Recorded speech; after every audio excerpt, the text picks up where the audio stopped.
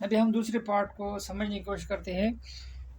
हाँ, ये वीडियो बहुत लंबी बनेगी, लेकिन आपने सिर्फ ये समझने की कोशिश करनी है कि S1 क्या है, S2 क्या है, S3 क्या है, S4 क्या है। S1 और S2 ये नॉर्मल साउंड है बस। S3 और S4 ये एबनॉर्मल साउंड है। S1 कब होगा? जब AV वाल्व क्लोज होंगी।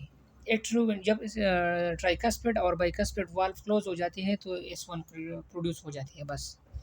S2 क्या है? जब सिमिल्यूनर वाल्व, मतलब जब आयोटिक वाल्व और पल्मोनरी वाल्व क्लोज हो जाते हैं तो इससे S2 प्रोड्यूस हो जाते हैं।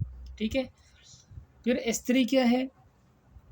ये एबनॉर्मल साउंड है। S3 क्या है? जब S1 और S2 के बाद S3 है। ठीक है।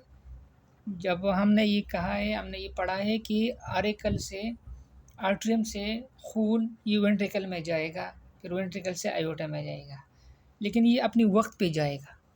जब आर्टिकल से वेंट्रिकल तक खून अपनी वक्त से पहले जाए तो वहाँ पर एबनॉर्मल साउंड प्रोड्यूस हो जाता है। इसका मतलब है S3। और इसको वेंट्रिकुलर गैलप भी कहा जाता है। ठीक है।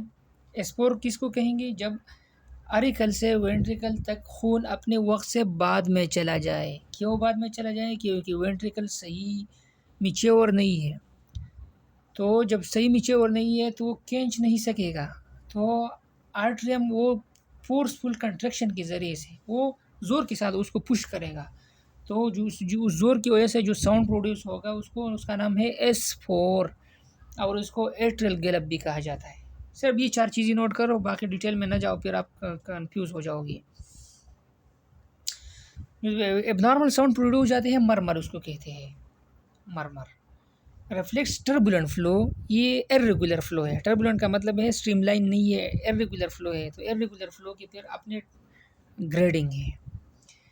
इस तरह मैंने पल्स के बारे में आपको ग्रेडिंग बताई थी मैंने, आपको पहले से मैंने आपको बताया कि 4 ग्रेडिंग है प्लस स्ट्रॉन्ग बाउंडिंग पल्स, दूसरे का नाम था 3 नंबर फुल पल्स था, इस तरह। लेकिन मरमरिंग का क्या है? ये 6 है, 4 नहीं है, इसका 6 है। ग्रेड 6 एक्सट्रीमली लाउड, क्योंकि स्टेट की जरिए के बगैर आप भी क्या कर सकते हो? सुन सकते हो। May be heard with the state slightly about the client chest. जब आप स्टेट को थोड़ा सा ऊपर ही रखोगे उसका डायफ्राम, तब भी आप सुन सकते हैं। ग्रेड 5 में very loud, accompanied by a palpable thrill and audible with the stitch partially off the chest, client chest थोड़ा सा आपने उसके ऊपर रखा है तब भी सुनोगे। ग्रेड 5 में, ग्रेड 4 में लाउड पॉसिबल थ्रिल, और थ्रिल आप सुन सकोगे। 3 में फेयरली लाउड, 4 में क्वाइट बट एजिली हर्ड। और ग्रेड 1 में आप मरमरिंग को बहुत मुश्किल से सुन सकोगे। असेस रिस्पिरेटरी स्टेटस, हम रिस्पिरेटरी स्टेटस को किस तरह असेस कर लेंगे? Respiratory findings frequently exhibited by cardiac clients. Tachypnea, tachypnea का मतलब ये है कि रिस्पिरेटरी पैटर्न नॉर्मल से ज़्यादा है, 20 से रिस्पिरेटरी रेट ज़्यादा है। Dyspnea mean difficulty in respiration. Crackles है, एबनॉर्मल साउंड्स है, खांसी है, हेमोप्टोसिस है, ब्लड है, खून आ रही है, वीजिंग है, एबनॉर्मल बजिंग साउंड है, असेस ऑक्सीजन सैचुरेशन। ये सारे क्यों है? क्योंकि जब भी रिस्पायरेटरी सिस्टम में इन्फेक्शन हो जाती है, नमोनिया हो जाती है, टीबी हो जाती है, तो ये सारे मसले आ जाते हैं।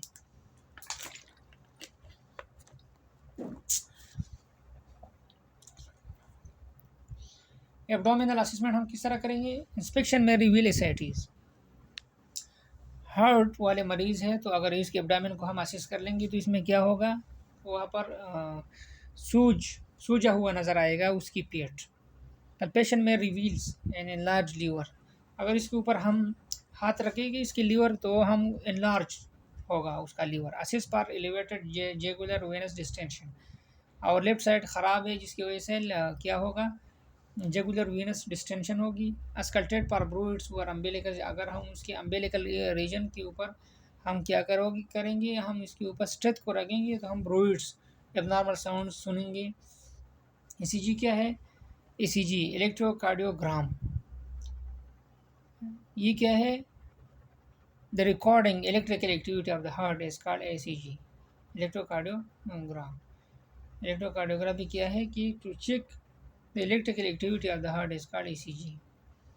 एडिमा स्केल है फिर, मैंने आपको पहले से बताया था कि एडिमा कब बनेगी, जब लेफ्ट वेंट्रिकल ख़राब हो, पंपिंग एबिलिटी ना हो, पंप नहीं कर सकता हो, तो जो जितना ब्लड उसने पंप किया है वो रह जाता है एक्सट्रीमिटीज़ में, पाँव में, हाथों में, तो क्या होगा वहाँ पर एडिमा बनेगा। आपने अक्सर इस यूज़ में मरीज़ को देखा होगा, जब आप इसके ऊपर थंब को रखते हो, जब आप थंब हटाते हो तब भी उसके अंदर पिटिंग, वो एडिमा सा, वो पिटिंग सा, वो गड़ा सा रहता है। तो जिस तरह पल्स की फोर स्केल थी ना, पल्स की मरमरिंग की क्या कितनी स्केल थी, 6, और पल्स की 4 थी। इसी तरह एडिमा की भी 4 स्केल है, स्केल्स है, 4 रीडिंग्स है, 4 ग्रेडिंग्स है। Number 4, deep indentation. अगर 5 मिनट से ज़्यादा तक वो डिपिंग रहे तो इसका मतलब है 4। अगर 1 से 2 मिनट हो तो 3, अगर 10 से 15 सेकंड हो तो 2, अगर डायरेक्टली वो मतलब क्या हो जाए, डिसअपियर हो जाए तो +1, अगर ना हो, आप इसके ऊपर नॉर्मली अपने हाथों के ऊपर या अपने पैरों के ऊपर आप फिंगर रखो तो एडिमा नहीं बनेगा वहाँ पर, इसका फिटिंग नहीं बनेगा। इसका मतलब ये है कि आपका एडिमा स्केल 0 है। ये एरस पॉइंट वो थी ना, इंगल ऑफ ल्यूइस, मैंने आप सबको पहले बताया था कि इंगल ऑफ ल्यूइस क्या है, जब सेकंड नंबर मोहरा या रिब वो क्या आ जाएंगे, सेकंड नंबर रिब जब दोनों आ जाते हैं दरमियान में मिल जाते हैं, जो उनका बिल्कुल मिड वाला पॉइंट, इसको एंगल ऑफ लुइस कहा जाता है। लुइस साइंटिस्ट का नाम था, उसने ये एंगल डेवलप किया था। एंगल ऑफ ल्यूइस से बिल्कुल उसकी तरह नीचे जब आप आ जाओगे तो राइट साइड पे क्या है, राइट साइड पे आयोटिक एरिया है और लेफ्ट साइड पे पल्मोनिक एरिया है। फिर इससे बिल्कुल नीचे जब आप थर्ड इंटरकास्टल स्पेस पे आओगी तो एरप्स पॉइंट है। जब फोर्थ पे आओगी तो ट्राइकस्पिड वाल्व है। जब फिफ्थ पे आओगी लेकिन बिटवीन मिड क्लेविकुलर लाइन, तो वहाँ पर बाइकस्पिड वाल्व है। तो हार्ट को असेस करने के लिए आपने क्या रखना चाहिए, अपने पास पेंसिल रखना चाहिए, सेंटीमीटर रोल रखना चाहिए, फुट स्टेथ रखना चाहिए जिसका बिल भी हो, और डायफ्राम। बिल जो पीछे वाला स्टेथोस्कोप का पीछे वाला छोटा सा हिस्सा जो होता है उसका बिल नाम बिल है, और आगे वाला जो बड़ा हिस्सा होता है उसका नाम डायफ्राम है। स्पेग्मोमीनोमीटर ब्लड प्रेशर बीपी सेट को कहा जाता है। टेक्निक्स के इंस्पेक्शन देखोगे, पलपेट उसके ऊपर हाथ रखोगे, परकस का मतलब है इसको स्ट्राइक करोगे, स्कल्टेशन उसको उसी आर्गन के पार्ट को सुनोगे। कार्डियक साइकिल क्या है, कार्डियक साइकिल में क्या है कि पहले ट्राइकास्पिड और बाइकास्पिड वाल ओपन हो जाती है, फिर वेंट्रिकल रिलैक्स हो जाती है, वेंट्रिकल रिलैक्स होती है, ब्लड रश टू द यूटर ऊपर। जब वो रिलैक्स हो जाता है वेंट्रिकल तो सारी ब्लड वो उसमें वो पहुंच जाती है वेंट्रिकल में। फिर डायस्टोलिक, इसका मतलब है डायस्टोलिक फीलिंग, डायस्टोलिक फीलिंग। फिर क्या है, एट्रियल सिस्टोल और एट्रियल किक्स। फिर अभी एट्रियम कंट्रैक्शन शुरू करेगा, सिस्टोली S1, दोनों वॉल को क्लोज हो जाएंगे सिस्टोल में, वेंट्रिकल कंट्रैक्ट हो जाएंगे, दोनों वेंट्रिकल आइसोमेट्रिक, इसका नाम आइसोमेट्रिक, दोनों कंट्रैक्ट हो जाएंगी, दोनों वेंट्रिकल लेफ्ट और right. Aortic and pulmonary valve open, वहाँ पर जो नीचे वाल है वो क्लोज ओपन हो जाएगा। Ventricles pressure falls and similar valves closes, ventricle पे प्रेशर नीचे हो जाएगा, और सिमिल्यूनर वाल्व्स जो है ना नीचे जो वाल है, आयोटिक वाल है या पल्मोनरी वाल्व है, ये क्लोज हो जाएंगी S2, और वेंट्रिकल रिलैक्स हो जाएगा सिस्टोल में।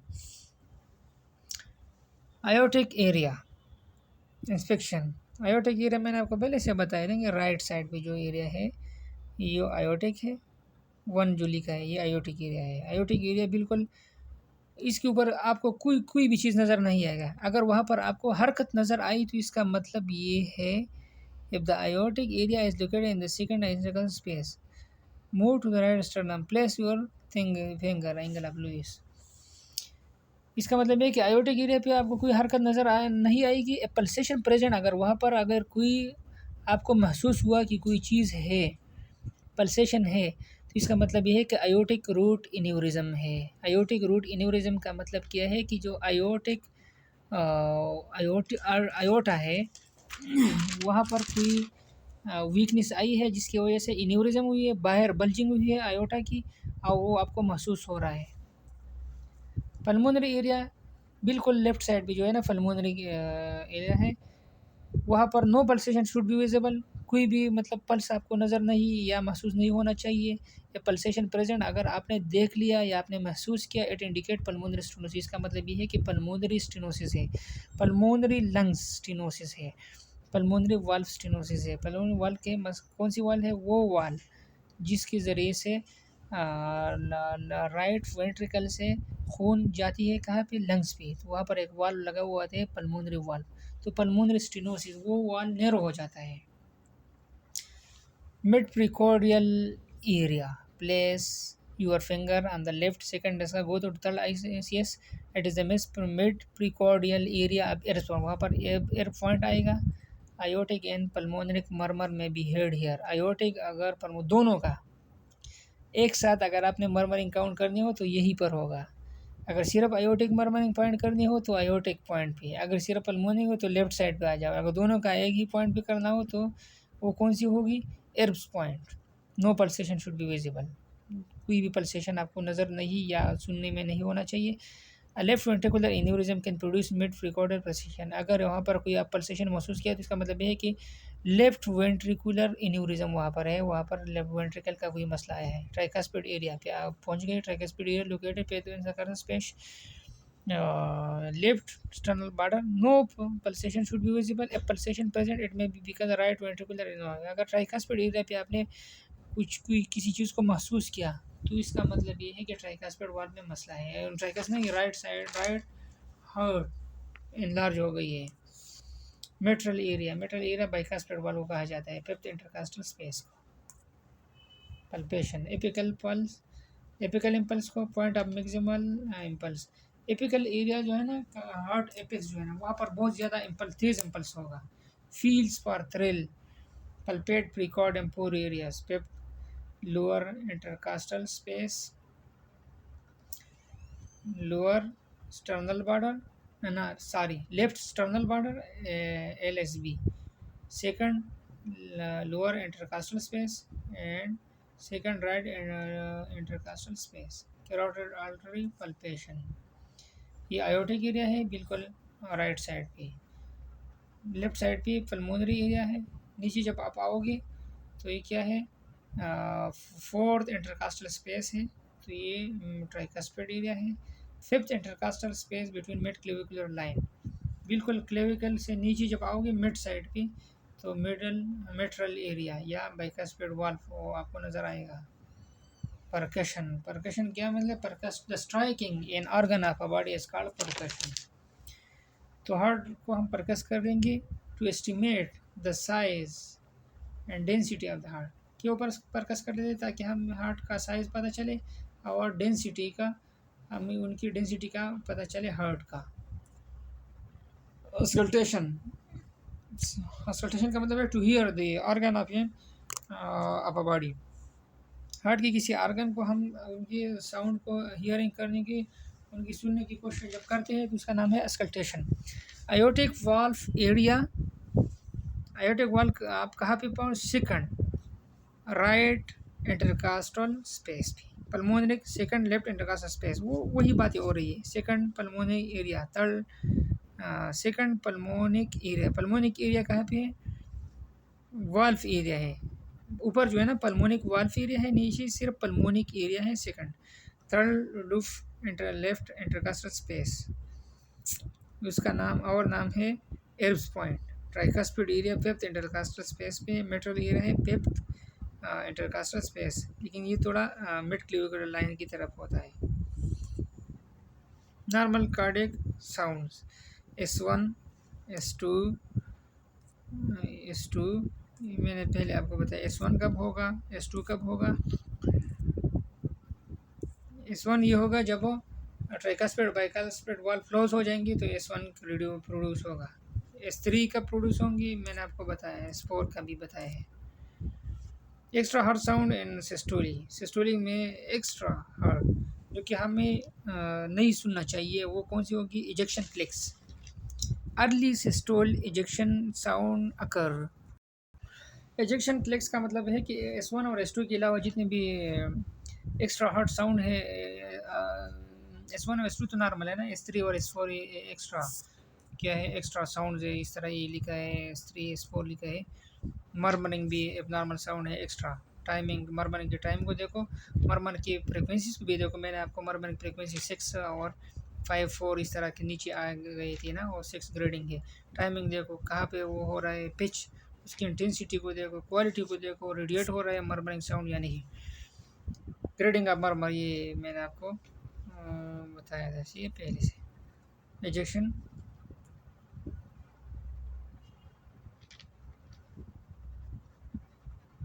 ये एबनॉर्मल साउंड दो वजहों से क्रिएट हो जाती है। एजेक्शन सिस्टोलिक में be flow dependent or due to obstruction. अगर ऑब्स्ट्रक्शन हुई है, आयोटिक स्टेनोसिस या आयोटिक वाल्व क्या हो गया, नैरो हो गई है, या पल्मोनरी स्टेनोसिस या पल्मोनरी वाल्व नैरो हो गई है, तो आपने क्या ज़ोर से जब वो खून को निकलवाता है बाहर की तरफ, तो इससे मर्मरिंग साउंड प्रोड्यूस हो जाते हैं।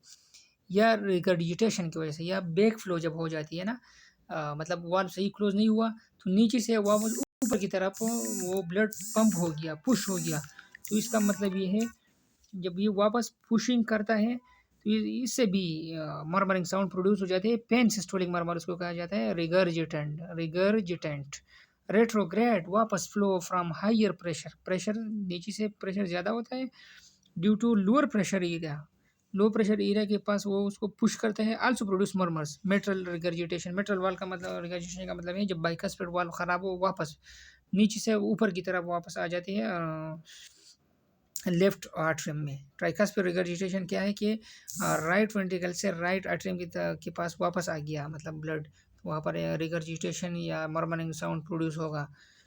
स्टेनोसिस का मतलब है कि नैरो हो जाना। मेटल स्टेनोसिस का मतलब ये है डायस्टोलिक मरमर। तो मरमरिंग का कब होगी, मैंने आपको बताया कि जब स्टेनोसिस हो, स्टेनोसिस, मेटल स्टेनोसिस, बाइकास्पेड वाल नैरो हो गया है, तो वो सही क्लोज नहीं होगा। जब सही क्लोज नहीं होगा तो नीचे से लेफ्ट वेंट्रिकल से वापस लेफ्ट आर्टरियम में वापस ब्लड खून आएगा, मरमर प्रोड्यूस होगा। ट्राइकास्पिड में क्या होगा कि राइट वेंट्रिकल से राइट आर्टरियम में वापस खून आएगा, तो ट्राइकास्पिड स्टेनोसिस, ट्राइकास्पिड स्टेनोसिस की वजह से भी मरमर प्रोड्यूस होगा। आयोटिक रिगर्जिटेशन, आयोटिक रिगर्जिटेशन के आयोटा से वापस लेफ्ट वेंट्रिकल में खून का आना, तो इससे भी मरमर प्रोड्यूस होंगी। पल्मोनिक रिगर्जिटेशन, पल्मोनिक रिगर्जिटेशन का मतलब ये है कि पल्मोनरी आर्टरी से, पल्मोनरी आर्टरी से वापस पल्मोनरी वाल्व के ज़रिए से लेफ़्ट और राइट वेंट्रिकल में वापस खून जब आएगी, तो इससे भी रिगर्जिटेशन या मरमरिंग साउंड्स प्रोड्यूस होगी। Thanks for watching.